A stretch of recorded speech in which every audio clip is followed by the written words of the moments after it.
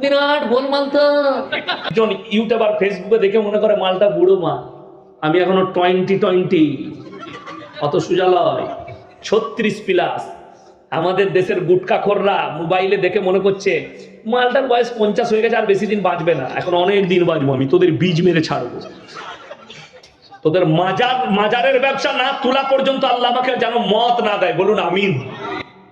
আমি আপনাদেরকে কোরআন এবং হাদিস দিয়ে বুঝাবো, আল্লাহ আমাদের সকলকে সহি বোঝ দান করুন, বলুন আমিন।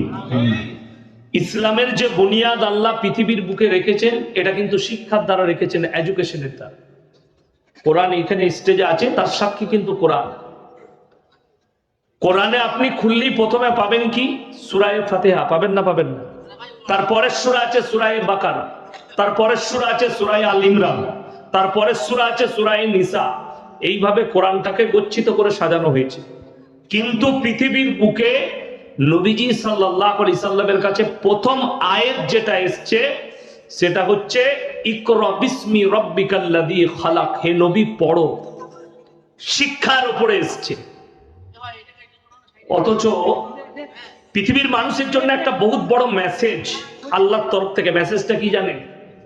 যে আজকে দেখুন, আমরা যে কোনো বক্তা হোক, জ্ঞানী মানুষ হোক, কিংবা শিক্ষিত হোক, যিনাদের নাম করছিলেন উনি স্বামী বিবেকানন্দ, রাজা রামমোহন রায়, কি বুঝলেন, কমিউনিস্ট পার্টি, যারাই লেখুক, পৃথিবীর সবাই নবীজির জন্য কলম ধরেছে। ধরেছে না ধরেনি? আল্লাহ রসুলের জন্য লিখেছে। কেউ গালি দিয়েছে নবীজিকে, কেউ নবীজির প্রশংসা করেছেন, তবে প্রশংসা বেশি। জোরে বলুন সুবহানাল্লাহ। প্রশংসাটা কিন্তু নবীজির বেশি, সবাই লিখছেন। অথচ যে রসুলকে আল্লাহ পাঠালেন, সেই রসুল সাল্লাল্লাহু আলাইহি সাল্লাম দুনিয়াতে কিন্তু কারোর কাছে জ্ঞান অর্জন করেননি। দুনিয়ায় কোনো শিক্ষক ছিল না। কার? নবীজি। এটার পেছনে অনেক বড় লজিক আছে। আমি গতকালকে শুনছিলাম, ঝাড়খণ্ডের একটা জিলাপি হুজুরের বক্তব্য শুনছিলাম। আমাকে টার্গেট করে বলেছে আমাদেরকে। আমি জলসাই বলেছি যে নবীজি সাল্লাল্লাহু আলাইহি সাল্লাম তিনি দুনিয়ার বুকে কারোর কাছে শিক্ষা গ্রহণ করেন। তা সে এত অকাট মূর্খ, মানে স্কুলে না গেলে যা হয়। আমি কিন্তু শুধু মাদ্রাসায় পড়া মাল নয়, আমি স্কুলেও পড়েছি, ইংলিশ মিডিয়ামেও পড়েছি আল্লাহর কৃপায়, তারপরে স্টেজে পৌঁছেছি, তারপরে মাদ্রাসায় পৌঁছাইছি। এ গুটকাখোর জীবনে স্কুলের মুখ দেখেনি, যার কারণে এর বাংলা বুঝারও ক্ষমতা নাই, গ্রামার বুঝারও ক্ষমতা নেই। বলছে এ নবীকে মূর্খ বলছে, নাউজুবিল্লাহ বলে। আমার আগের যিনি বক্তব্য দিচ্ছিলেন তিনি মূর্খ বলে গেলেন নবীজিকে। আমার 40,000 জলসা ছুটছে, কোনো জলসায় বলেছি নবীজি অশিক্ষিত? বলিনি। কিন্তু নবীজি উম্মি ছিলেন। উম্মি মানে দুনিয়ার বুকে কারোর কাছে লেখাপড়া শিখেনি। তার পেছনে বহুত বড় লজিক আল্লাহ লুকিয়ে রেখেছে। আমি যে স্টেজে বায়ান করতে এসেছি, আপনারা সব আমাকে মোবাইলে দেখেছেন না? দেখেছেন। আমার শিক্ষক যদি আসেন, যিনি আমাকে মাদ্রাসায় পড়িয়েছেন, স্কুলে আমার যে হেডমাস্টার, তিনারা এলে তিনাদের কাছে আমি বড় না ছোট? ছোট। কেন? তিনি আমার শিক্ষা গুরু, তিনি আমার শিক্ষক, আমি তিনার কাছে ছোট। এমনকি আমাদের মাদ্রাসার তালবিল ইলম দিকে একটা শিক্ষা দেওয়া হয়, সেটা হচ্ছে বড়কে শ্রদ্ধা, ছোটকে স্নেহ। আমি তো আমার বাপের বয়সী যত আলেম আছে, মৌলবি আছে, আমি তাদেরকে আমার উস্তাদের মতনই শ্রদ্ধা করি, যে তাদের জুতো সোজা করতে হবে। কেন? এটা আমাদেরকে শিক্ষা দেওয়া হয় মাদ্রাসার ক্লাস তালবিল ইলম দিকে, আমরা শিক্ষা দিই। চলুন, তো আমি আমার শিক্ষকের কাছে ছোট। কেউ যদি নবীজি সাল্লাল্লাহু আলাইহি সাল্লামকে শিক্ষা দিত, সে কি বলতো? নবী আমার ছাত্র, আল্লাহ রসুলকে ছোট করা হতো না? হতো না। ওই জন্যে সহি রিওয়ায়াত, নবীজির শিক্ষক দুনিয়াতে কেউ ছিলেন না। আল্লাহ যতটুকু শিক্ষা দিয়েছেন নিজের কুদরতে দিয়েছেন। জোরে বলুন সুবহানাল্লাহ। এইটা হচ্ছে সহি রিওয়ায়াত। এইটা বুঝার ক্ষমতা নেই, যেহেতু স্কুলে গেলে তো ওই গুটকাখোর লজিক বুঝবে, ও তো লজিকের বই পড়েনি। বড় কষ্টের বিষয়। চলুন, আজকে আমার ভাই বললেন না যে মুসলমানদের শিক্ষা, আজ মুসলমান নামাজ পড়ে না, মুসলমান রোজা রাখে না, মুসলমান দিনের ওপরে প্রতিষ্ঠিত নয়, পাপ কাজে লিপ্ত। তার জন্য দায়ী কিন্তু আমাদের মতো কিছু হুজুর। রাগ করছেন, আমি বাস্তব বলছি, প্রমাণ দিয়ে যাচ্ছি। আপনি ভারত থেকে বাংলাদেশ, মুর্শিদাবাদ থেকে আমার বর্তমান, গোটা পশ্চিম বাংলায় খুঁজলেন কি কিছু এমন হুজুর আছে যারা বলছে জীবনে তোমরা যত রকমেরই পাপ করো, মূল্যে খালি আমাকে দাওয়াত দিস, মিলাদ পড়িয়ে জান্নাতে। হ্যাঁ, আমি মিথ্যা বললাম? এটা মোবাইল খুলে দেখিনি। মিলাদ পড়িয়ে দোয়া করছে, সে যে করেই মারা যা। হুজুর যখন এসে দেশি মুরগি খেয়ে দোয়া করে গেছে জান্নাত রেডি। হ্যাঁ, আমি গোল আলু লয়। আচ্ছা, আমি এসে খানা খেয়েছি, এখন কিছু খেয়েছি? কিছু খাই না। আপনারা মনে করবেন না যে মাদ্রাসায় আমার মসজিদ কমিটির লোক ভালো মন্দ খাইয়ে দিয়েছে বলে এইসব বলছেন না। আমি আপনাদেরকে বুঝাতে এসেছি। কালকে আমি 24 পরগনায় ছিলাম, উত্তর 24 পরগনায়। একবারই আশেপাশে সব ফুরফুরা আছে, দেওবন্দি ভাইরা আছে। তো আমি বললাম আমি গোল আলু মানলাম, যে দাউদ দিয়েছ ভয়ে আমি কথা বলবো না, আমার বক্তব্য আমি করে যাব, তুমি মানলে না মানলে তোমার ইচ্ছা, তুমি জবাব দেবে। চলুন, যদি বলেন আপনাদেরকে শুনিয়ে দিই। একটা বক্তা এসেছিল বাংলাদেশ থেকে, এক সপ্তাহের মতো ছিল ভারতে। তার নাম হচ্ছে আলাউদ্দিন জিহাদি, আপনাদের মুর্শিদাবাদেও প্রোগ্রাম করেছে। সে আমার নাম লাইনি, খালি বলেছে ভারতের একটা মোটা পড়া বক্তা, কি বুঝলেন, দিয়ে আমাকে টার্গেট করে কয়েকটা কথা বলেছে। এই লোকটা যে মুনাফেক তার প্রমাণ আমার কাছে আছে। এদের জন্য সমাজ ধ্বংস হয়েছে। আমি কিন্তু মুনাফেক নয়, আমি কিন্তু মুনাফেক নয় যে এইখানে কিয়াম করতে হবে, হুজুর গোল আলুর মতো কিয়াম করে দিলে আর এইখানে করা যাবে না বলে করবে না, ওই মাল আমি নয়। তুই করাস তা কর, তোদের বাপের হিম্মত নাই ইয়াসিনকে দাঁড় করায়। আমি নিজের জায়গায় স্ট্যান্ড আছি, আল্লাহর কসম মৃত্যুকাল পর্যন্ত থাকবে, আমার লড়ন চড়ন নাই। তাতে আমাকে দাওয়াত দিবে দাও, না দিবে না দাও। চলুন, এই লোকটা 8 মাস আগেকার বক্তব্য, আডরাসি মাজারের পীরে যারা, আডরাসি মাজারের ওরসে যারা যাবে, মুনকার নাকির আর কবরে তাদেরকে সওয়াল জবাব করবে না। এই আলাউদ্দিন জিহাদির বক্তব্য আমার কাছে আছে। এই লোকটা বর্তমান এখন বলছে আডরাসি মাজারের পীরে যাওয়া যাবে না, ওখানে ভণ্ড আছে। এই লোকটাই, একই লোক, দুটো মুখে দুটো কথা শুনেলেন। দ্বিতীয় নম্বর, এই লোকটাই বলছে এখন মাজার গুলোকে গুঁড়িয়ে দাও। সকলে জোরে বলুন সুবহানাল্লাহ। আল্লাহ তাহলে আলাউদ্দিন জিহাদি ভাইকে আল্লাহ হিদায়েত দিয়েছে।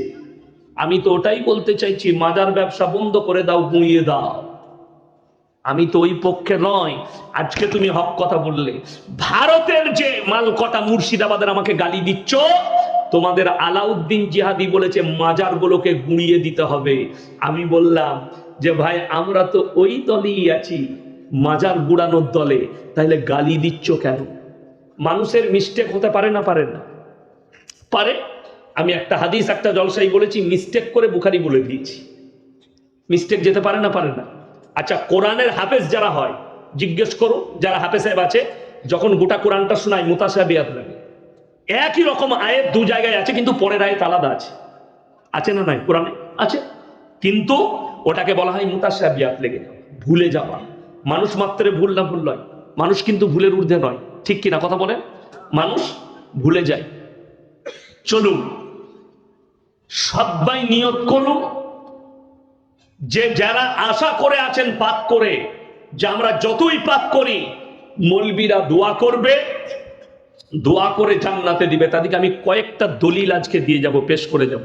এই দলিলটা যদি কোনো গুটকাখোর জিলাপি হুজুর কেটে দেয়, আমি বাইক ক্যামেরা চালিয়ে আপনাদের গ্রামে এসে ক্যামেরা চালাবো, ওই মসজিদে দাঁড়িয়ে জুতোর মালা পড়ে যাবো, তাকে রেডি করে রাখবে। আমি তো 2 ঘন্টা স্টেজে আছি, নিয়ে আসুন তাকে, নিয়ে আসুন, আমি জুতোর মালা পড়ব। চ্যালেঞ্জ দিয়ে বললাম, যদি মিথ্যা প্রমাণ করাতে পারে, আল্লাহ নবী জানাবে মুহাম্মাদুর রাসূলুল্লাহ, সকলে বলুন সাল্লাল্লাহু আলাইহি সাল্লাম, ইনার থেকে শ্রেষ্ঠ ব্যক্তি পৃথিবীতে কেউ এসেছেন? আসেনি। একটা কথা বলুন, মানুষকে আল্লাহ কি দিয়ে তৈরি করেছেন? কথা বলে না? মাটি দিয়ে। ফেরেশতা দিকে নূর দিয়ে।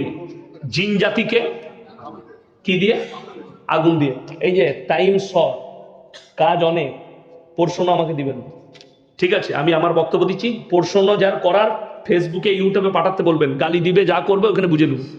হ্যাঁ, এখানে আমি উত্তর দেবো না, এখানে সময় কম, কাজ অনেক বেশি। বুঝতে পারেন না? যারা কমিটির লোক আছে তারা বুঝে গেছে কথাটা শুনে।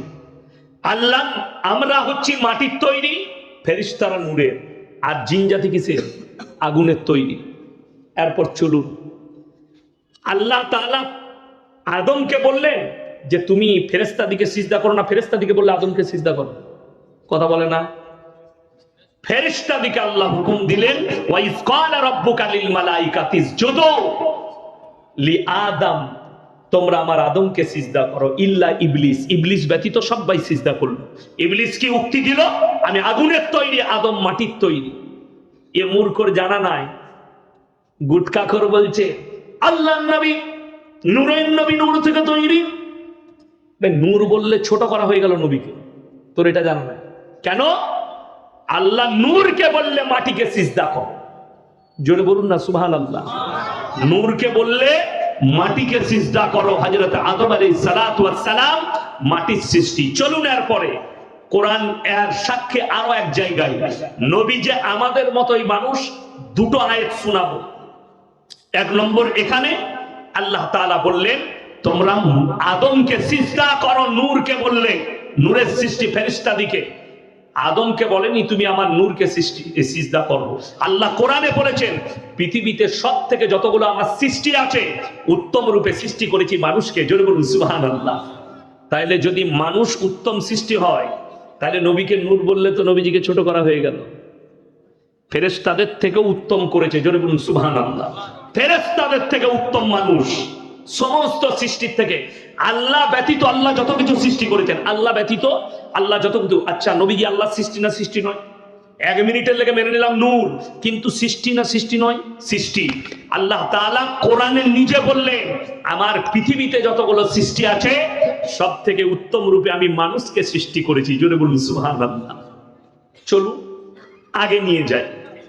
কোরআনে আছে আল্লাহ রাব্বুল আলামিন পৃথিবীর মানুষকে বুঝালেন, হে নবী তুমি বলো, কুল ইন্নামা আনা বাশারুম মিসলু ইউহা ইলাইয়া আন্নামা ইলাহুকুম ইলাহুম ওয়াহিদ ফামান কানা ইয়ারজু লিকা রাব্বিহি ফালইয়ামাল আমালান সালিহান ওয়া লা ইউশরিক বিইবাদাতি রাব্বিহি আহাদ। সূরা কাহাফ একবারই শেষ আয়াত। যাদের বাড়িতে মানে কোরআন আছে অনুরোধ করে খুলবেন আমাকে গালি দেওয়ার আগে। সূরা কাহাফের শেষ আয়াত, 16 পারায় গিয়ে শেষ হচ্ছে সূরা মারইয়ামের আগে। একবারই সূরা মারইয়ামে যে বিসমিল্লাহ লেখা আছে তার আগের আয়াতটা পেয়ে যাবে, মানে কোরআন থাকলে খুলবে। হে নবী আপনি বলুন আমি তোমাদের মতোই একজন মানুষ, জোরে বলুন সুবহানাল্লাহ। কে বলছেন? নবীজিকে আল্লাহ বলা করাচ্ছেন। এবং আল্লাহ আমাকে বিশেষ মর্তবা দিয়েছে, আমার কাছে ওহী আসে, তোমাদের কাছে আসে না। তোমরা যে আল্লাহর ইবাদত করো, আমি আল্লাহর নবী সে আল্লাহরই ইবাদত করি। তোমরা আল্লাহর সঙ্গে কেউ কি শরীক করো না, আল্লাহর সঙ্গে কেউ কি শরীক করো না। এখন বলে দিই, ভালোবাসা একটা শব্দ আছে, আছে না নাই? আমরা মাকে ভালোবাসি না বাসি না? সবাই বাসবেন, জোরে বলুন ইনশাআল্লাহ। আচ্ছা বউকে ভালোবাসি না? সবাই বাসবেন, জোরে বলুন ইনশাআল্লাহ। আচ্ছা দুটোরই নাম ভালোবাসা। কেউ যদি বউকে বলে তোকে এত ভালোবাসি না, তোকে মা বলতে মন যাচ্ছে, বউ ঝাঁটা করে মারবে না? মারবে না। বউকে ভালোবেসে মা বলা যাবে? দুটোর মধ্যে কিন্তু অন্তর আছে, আসমান আর জমিনের ফারাক আছে, আছে না নাই? বিবির ভালোবাসা, মায়ের ভালোবাসা, আসমান আর জমিনের পার্থক্য। আমি জিলাপি আর গুটকাখোর হুজুরকে এটাই বুঝাতে চাইছি, আল্লাহর রাসূলের মধ্যে আসমান আর জমিনের ফারাক আছে। সেই ফারাকটার নাম শোনো, তার নাম হচ্ছে দরুদ। সবাই একবার বলুন সাল্লাল্লাহু আলাইহি ওয়াসাল্লাম। ও আল্লাহ তুমি রাসূলের উপরে রহমত বর্ষিত করো, জোরে বলুন সুবহানাল্লাহ। দরুদের মানে এটা। তো চলুন, এটা গেল যে আল্লাহর নবী নূরের তৈরি নয়, তার দলিল আরো শুনেলেন। আল্লাহর রাসূল যদি নূরের তৈরি হতেন, আল্লাহ যদি নূর দিয়ে সৃষ্টি করতেন। এখন গুটকাখোররা কোরআনের অপব্যাখ্যা করে। যেমন একটা আয়াত শুনতে পাবেন জলসা হলেই, কি বলে? ইন্না আউলিয়াল্লাহি লা খাউফুন আলাইহিম ওয়া লা হুম ইয়াহজানুন। হে আমার ভাইরা, আল্লাহ তাআলা ওলিয়া উলিয়া পীর ফকির, একদম কোরআনের অপব্যাখ্যা। আল্লাহর কসম করে বলছি এই পীর শব্দটাই নাই ওখানে ব্যাখ্যায়। আউলিয়া শব্দের অর্থ হচ্ছে বন্ধু। কি বললাম? বন্ধু। কার বন্ধু? আল্লাহর বন্ধু। সেই বন্ধুটা আমিও হতে পারি, আপনিও হতে পারেন, সাধারণ লোক হতে পারে, হাজী সাহেবও হতে পারে, একজন মাও হতে পারে। তো আল্লাহ বললেন যারা আমার বন্ধু হবে তাদের দুনিয়া এবং পরকাল কোনো জায়গাতেই ভয় না। আর মানুষকে কি বুঝালো এরা? ওলিয়া উলিয়া মানে হচ্ছে আমরা গুটকাখোররা, আমাদিকে নজরানা দিবি জান্নাতে নিয়ে যাবো। 3 বোতল মদ খেয়ে মারা গেছে। বলে কোথায়? বলে সারগাছিতে অ্যাক্সিডেন্ট হয়েছে হাই রোডে। অসুবিধা নাই, 40 দিনে মিলাদ দিবে। আমি বলে যাচ্ছি, যারা 40 দিনে মিলাদ দেয় বেদাত, এর থেকে বড় কাঁচা বিদাত আর কিছু না। মিলাদ দিয়েছে দাউদ কার? হুজুরে। হুজুর এসে দোয়া করছেন, আল্লাহ তুমি তাকে জান্নাতুল ফিরদৌস দাও, শহীদের মর্তবা দাও। দোয়া হয়ে গিয়ে হুজুর খেতে বসেছে। হুজুর বলছে, বাপ কি করে মরলো? অ্যাক্সিডেন্ট হয়ে। বলছে, হুজুর ছেলে খুব বদমাস ছিল, 3 বোতল মদ খেয়ে অ্যাক্সিডেন্ট করেছে। তোবা তোবা, হেবে মদ খেয়ে সে শহীদের দরজা পাবে? কথাটা বুঝতে পারেননি? কিন্তু এরা দিয়ে দিবে, কোনো অসুবিধা নাই। একজন বলেছে বয়ানে, ইয়াসিন জানে না, ইয়াসিন বলেছে কবর জিয়ারত। আমি কবর জিয়ারত করতে নিষেধ করি নাই তো। বাপের কবর জিয়ারত করবি তো, অসুবিধা কি আছে? কবর জিয়ারত কর। কিন্তু তুমি বলছো কবর জিয়ারত করে 3 দিন তোর বাপের কবর জিয়ারত করেছি, এরপর আমাকে একটা লুঙ্গি আর গেঞ্জি দে। ওই করেই তো তোদের চলে। আমি কিন্তু কবর জিয়ারত করা লুঙ্গি পরি না। আমি বললি খারাপ, গালি দেবে। চলুন আপনাদেরকে এরপর শোনাই। বুখারী শরীফের রিওয়ায়েতে আছে, আল্লাহর হাবিব সাল্লাল্লাহু আলাইহি সাল্লামের কাছে খবর এলো, ইয়া রাসূলুল্লাহ, আপনার চাচা যান মরণাপন্ন অবস্থা। নবীজি ছুটলেন, চাচার হাত দুটো ধরে বললেন, হে আমার চাচা, একবার খালি কলমাটা পড়ে নাও, আমি আল্লাহর কাছে কেঁদে কেঁদে তোমার জন্য ক্ষমা চাই। নবীজির চাচার উত্তর কি এলো জানেন? মারাত্মক উত্তর।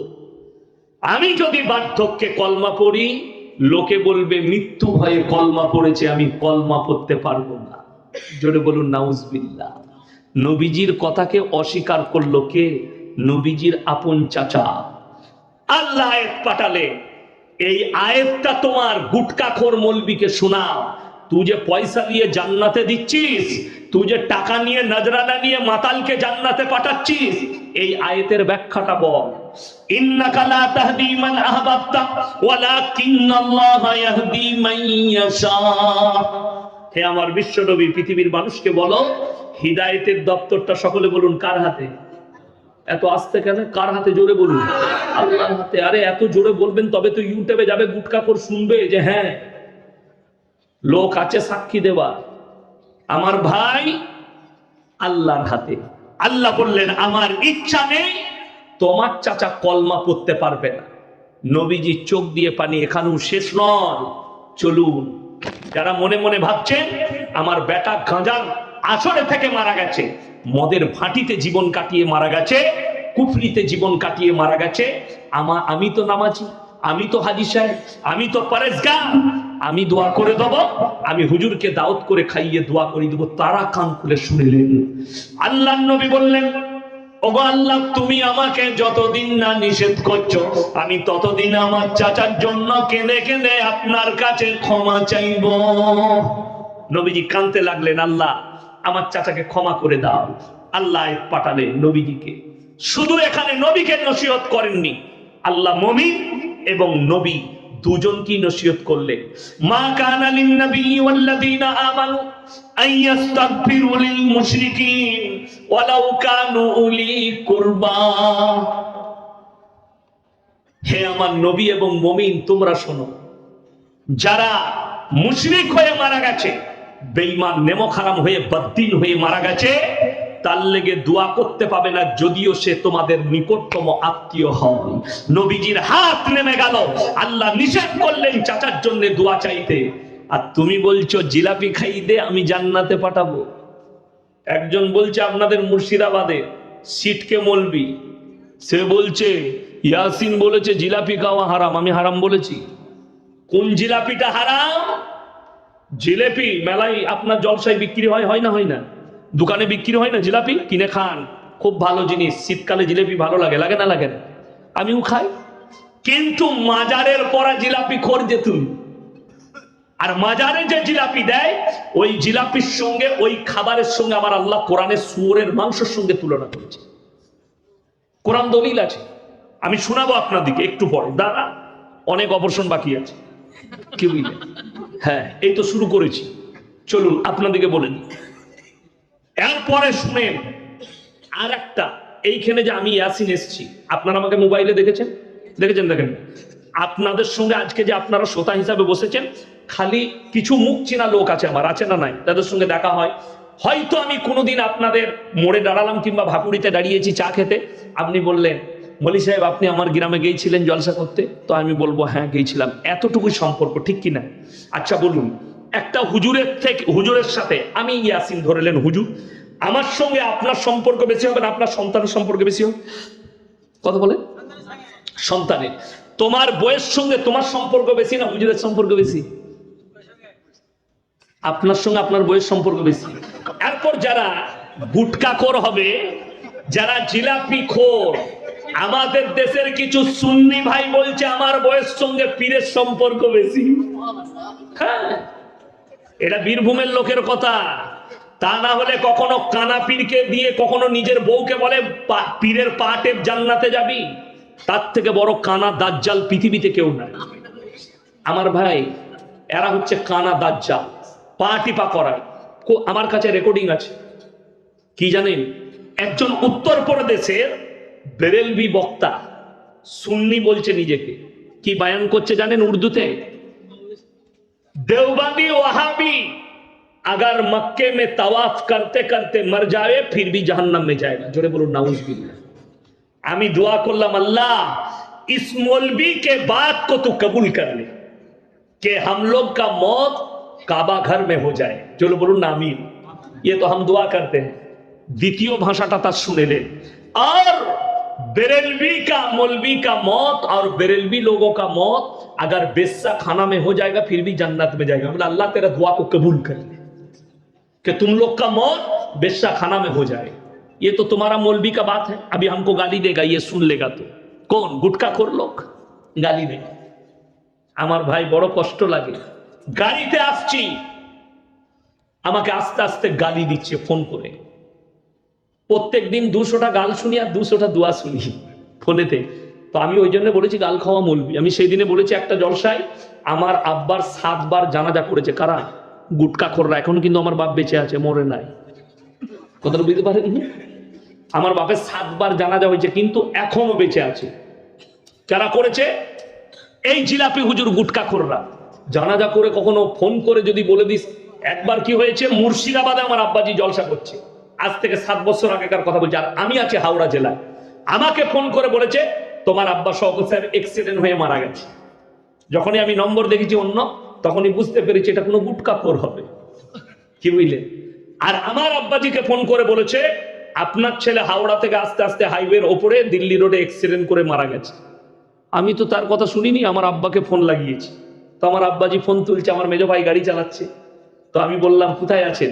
বলে গঙ্গা পেরিয়ে গেছি, কাটুয়া পার করছি। আমি বললাম আপনার কাছে কোনো ফোন এসেছিল? বলে তোর কাছে। আমি বললাম হ্যাঁ আমার কাছেও এসেছিল। আপনি বাড়ি চলে আসুন, দুজনাই মোটামুটি বেঁচে আছি, কালকে যা হবে দেখা যাবে। এটা সত্য ঘটনা বলছে, আল্লাহ সাক্ষী আছে, মিথ্যা নয়, বাস্তব, একদম সত্য ঘটনা। আমার আব্বাজিকে কখনো দেখা হলে জিজ্ঞেস করবেন, এটা বাস্তব বলছি। তো একবার আমার আব্বাজি শুনে, আমি তখন ছোট ছেলে, স্কুলে পড়ি, মুর্শিদাবাদ থেকে এক বাস লোক চলে গেছিল, তখন মোবাইলে জামানা ছিল না। কেন? এই সুন্নি গুটখাখোররা এলান করে দিল মুর্শিদাবাদে যে শওকত অ্যাক্সিডেন্ট হয়ে মারা গেছে। এক বাস লোক চলে গেছে, ফোনের জামানা ছিল না।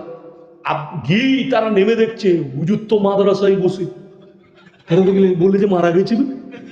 কি বুঝলে? বলে হুজুর আপনার লেগে শুনলাম তো মারা গেছে, বলেই তো জানাজা হবে তোমরা যখন এসছো। এটা সত্য ঘটনা। মাদ্রাসায় তাড়াতাড়ি বাবুর্চিকে বললে যা কিছু সবজি পাবে রান্না করো, মানুষগুলোকে খাওয়াও। তাদেরকে খানা খাইয়ে তাদেরকে বললে মুর্শিদাবাদে গিয়ে বলে দিবে যে জানাজা পড়ে মাটি দিয়ে এলাম। কিন্তু আবার 1 সপ্তাহ পরে দেখতে পাবি আবার জলসায় আসছে সেই লোকটাই। তো তোদের পীরের থেকে আমার বাপ তো বড় পীর, 7 বার জানাজা হয়ে গেল এখনো মরে নাই। কথা বুঝতে পারেননি? তো তোদের পীরের থেকেও বড় পীর, তোদের তো ভণ্ড পীর। আমার বাপ আমার অরিজিনাল পীর, তোদের ভণ্ড পীর গুটখাখোর। এরা গালিগোলজ ছাড়া কিছু জানে না। প্রত্যেকদিন 100 থেকে 200 জন অশ্লীল ভাষায় গালিগোলজ করছে। আজকে বড় কষ্ট লাগে, আজ পর্যন্ত একটা মৌলবি কোরআন হাদিস থেকে কিয়ামের দলিল দিতে পেরেছে? ফেসবুকে এসে দিতে পারেনি। দে বলে খালি বসবো, বসে কি হবে? একজন আমাকে বলছে, ধরে নেন আপনি আমাকে জিজ্ঞেস করলেন যে কোরআনে কোথায় নিষেধ আছে কিয়াম করা যাবে না, হাদিসে কোরআনে কোথায় নিষেধ আছে? আমি মেনে নিলাম সত্যি নাই কোথাও যে করা যাবে না, এই হাদিস নাই। আছে কোথাও? আছে? আপনারা পেয়েছেন? পান নাই। এরপর আপনাকে বলে দিই একটা কথা ভালো করে শুনে, আমি আজকে এসার নামাজ ক রাকাত পড়লেন? ফরজ নামাজ কথা বলেন না, 4 রাকাত। আমি বলে যাচ্ছি কাল থেকে 6 রাকাত পড়বে এসার নামাজ। আপনারা কি চাইবেন আমার কাছে? মানবে না। কি চাইবে তুমি বলো, দলিল দাও। আমি যদি বলি পড়তে নাই, ওই দলিলটা দে, তো আমাকে পাগলখানা পাঠাবেন না? পাঠাবেন না? এই যে জায়গাটায় জলসা করছি, আমি যদি বলি এই জায়গাটা আমার বাপের, আপনারা কি চাইবেন? দলিল। আমি যদি বলি আমার বাপের নয়, ওই দলিলটা দে, খুঁজে পাবেন না? আমাকে রাঁচিতে পাঠাবে। তো এ মাল কটাকে গুটকা করবো লোকে রাঁচিতে পাঠানো দরকার। তো তুই যখন বলছিস কিয়াম আছে, তো দলিলটা তুই দিবি। তো কথাটা বুঝতে পারেন না আমার?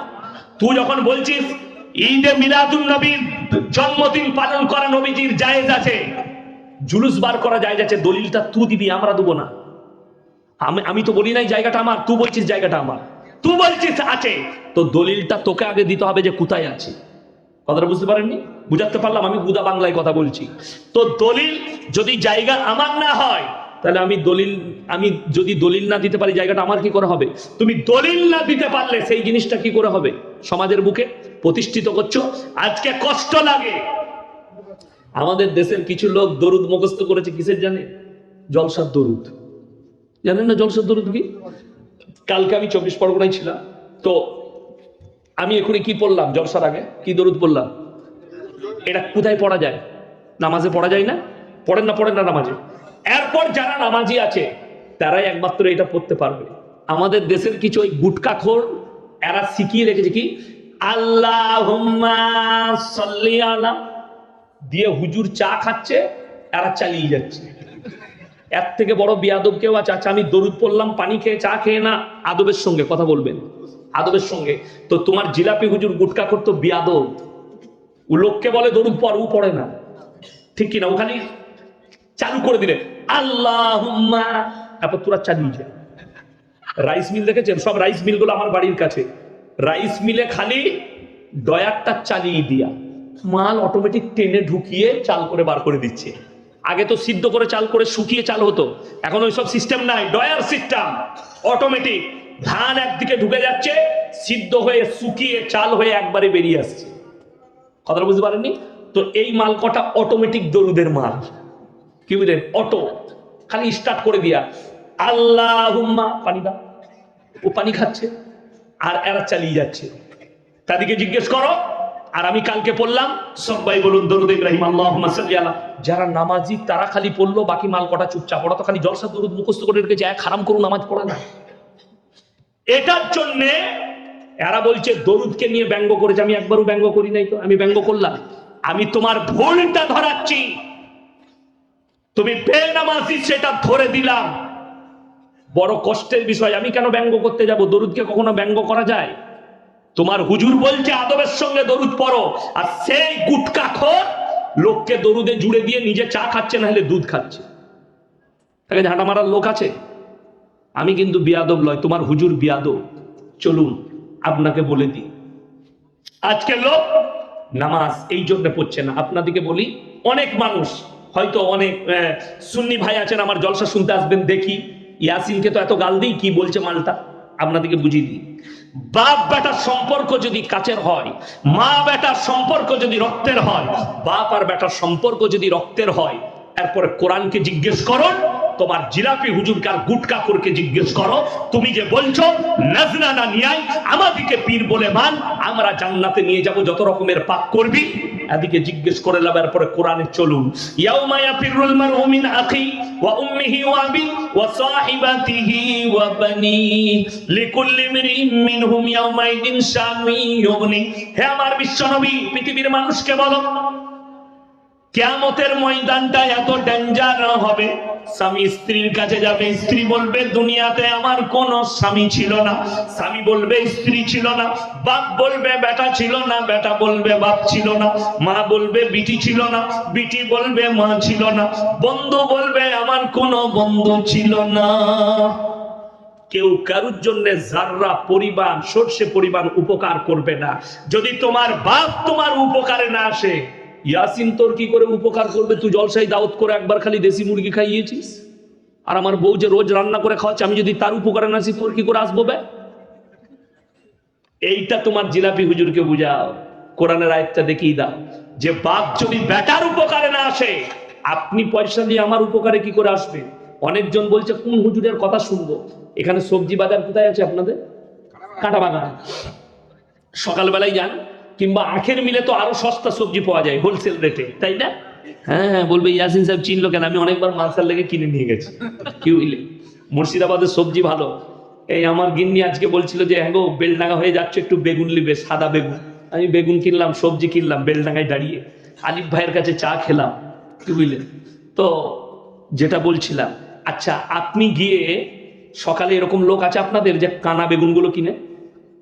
যদি কেউ কানা বেগুন কিনে নিয়ে আসে বাড়িতে, বউ বলবে তুমি কানা নাকি গো, দেখো লাউনি?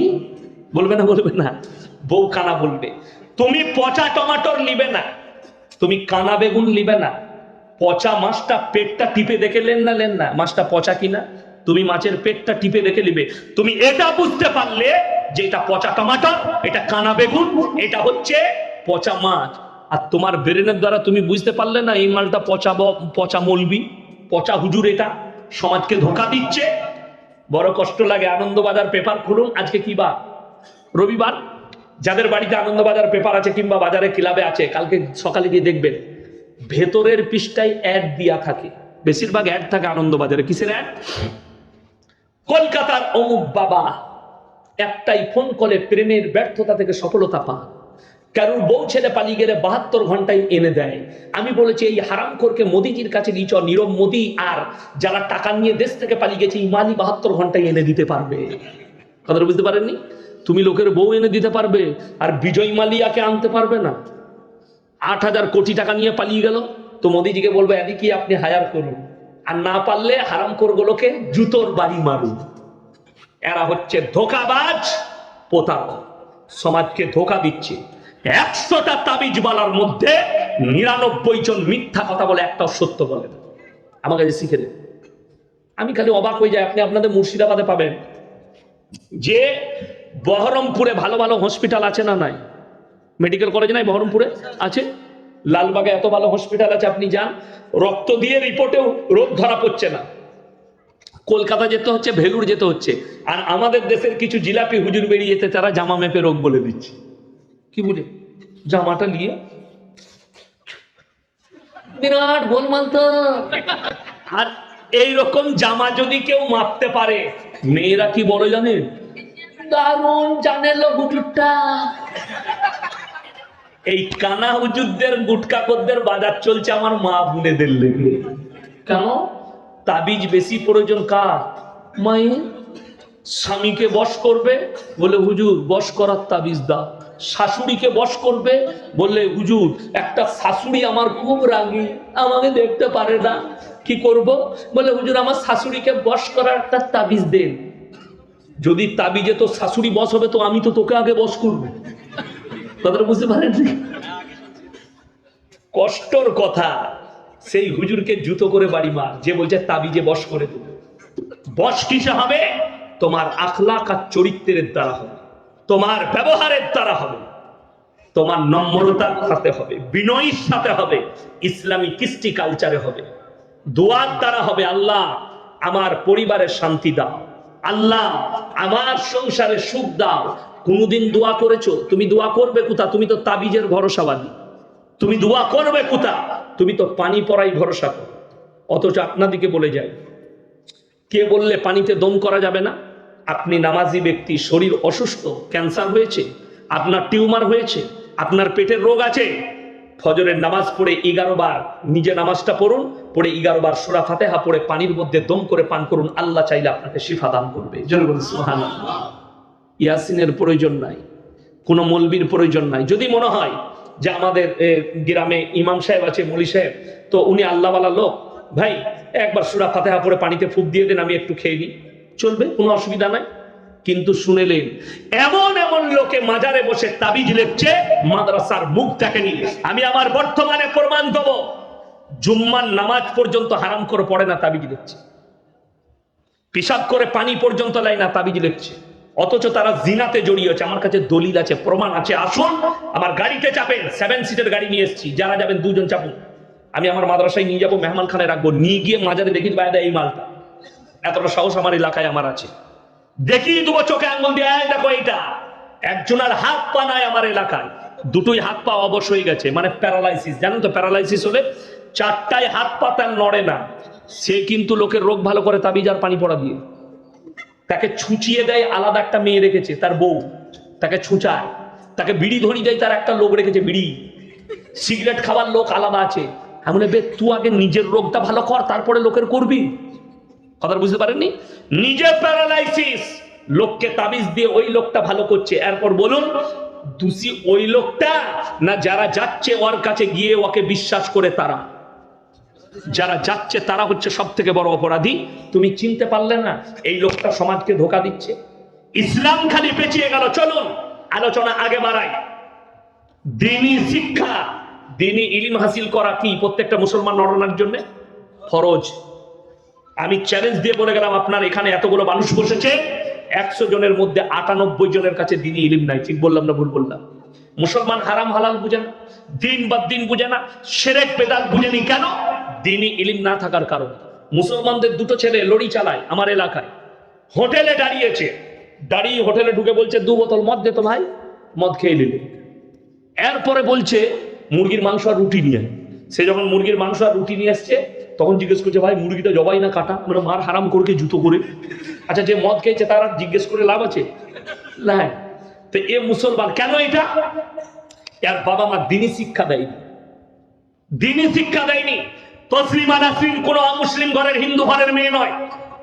আল্লামা ইকবাল লিখেছে ইস ঘর কো আগ লাগি ঘর কি চিরাগ সে।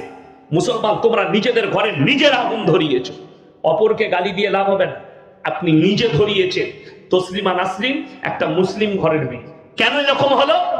তার বাবা মা তাকে দ্বীনি শিক্ষা দেয়নি। চলুন আরো আগে। আসাদ নূর বলে যে নতুন হারামের আওলাদটা বাংলাদেশ থেকে উৎপত্তি হয়েছে, তসলিমা নাসরিনের বাড়ি কোথায়? কথা বলে না? বাংলাদেশ। আমি খালি অবাক হয়, আপনি দেখে দেন। আচ্ছা আসাদ নূরের বাড়ি কোথায়? বাংলাদেশ। পৃথিবীর সব থেকে বড় বড় ইসলামের দুশ্মনগুলো সব বাংলাদেশে জন্ম নিয়েছে, এটা আমি চ্যালেঞ্জ দিয়ে বললাম। দেখে নেন, তসলিমা নাসরিনের থেকে বড় দুশ্মন এশিয়া মহাদেশে এখন ইসলামের নাই। সে নবীজির বিরুদ্ধে প্রতিনিয়ত কথা বলেছে, কোরআনের বিরুদ্ধে, নবীজির বিরুদ্ধে। কিছুদিন আগে দেখলেন না আমাদের ভারতের ইসরোর বৈজ্ঞানিকরা চন্দ্রযান 3 পাঠিয়েছে না পাঠায়নি? সফলতা লাভ করেছে, এটা ভারতবর্ষের জন্য গর্ব। এই মেয়েটা তসলিমা নাসরিন এ মিডিয়ার সামনে বলল মুসলমানরা কোরআন নিয়ে পড়ে আছে আর বিজ্ঞান চাঁদে পৌঁছে গেল। এরপর যদি তুমি এটা বলো, আল্লাহর কসম করে বলছি, আল্লাহ নবী সাল্লাল্লাহু আলাইহি সাল্লাম আঙ্গুলের ইশারায় চাঁদকে 2 টুকরো করেছিলেন না করেননি? করেছেন। এটা যদি সত্য হয়, তোমার বিজ্ঞানের বাপের ক্ষমতা নাই। চাঁদকে 2 টুকরো তো দূরের কথা, তোমার বিজ্ঞান, তুমি যেটা নিয়ে বলছো কোরআনকে চ্যালেঞ্জ করছো, তোমার বিজ্ঞানকে বলো চন্দ্রযান 3 যে ওখানে পৌঁছেছে ওইখান থেকে একটা লাইটের ফোকাস দিতে বল, যেন আমরা দেখতে পাই। কথাটা বুঝতে পারেননি? আপনাকে বলে দিই, যারা শিক্ষিত লোক আছেন, যারা মনে করেন কোরআনের থেকে বিজ্ঞান আগে, ইসলামের থেকে বিজ্ঞান আগে, তারা শুনে যাও। স্কুলের স্টুডেন্ট যারা আছেন, বিজ্ঞান হচ্ছে আপেক্ষিক। বিজ্ঞান কি বললাম? আপেক্ষিক। আজ যেটা বলছে কাল সেটা চলবে না, আজ যেটা বলছে কাল সেটা ঘটবে না। আমার বয়সী যারা আছে, আমাকে অনেকজন ইউটিউবার ফেসবুকে দেখে মনে করে মালটা বুড়ো মা। আমি এখনো 20 অত সুজালয় 36+। আমাদের দেশের গুটকাখোররা মোবাইলে দেখে মনে করছে মালটার বয়স 50 হয়ে গেছে, আর বেশি দিন বাঁচবে না, এখন অনেক দিন বাঁচবো, আমি তোদের বীজ মেরে ছাড়বো। তোদের মাজারের ব্যবসা না তোলা পর্যন্ত আল্লাহ আমাকে যেন মত না দেয়। বলুন আমিন। আপনারা দোয়া করছেন তো? এই মাজারের ব্যবসা আমি তুলে দেবো 15 বছর সময় পেলে।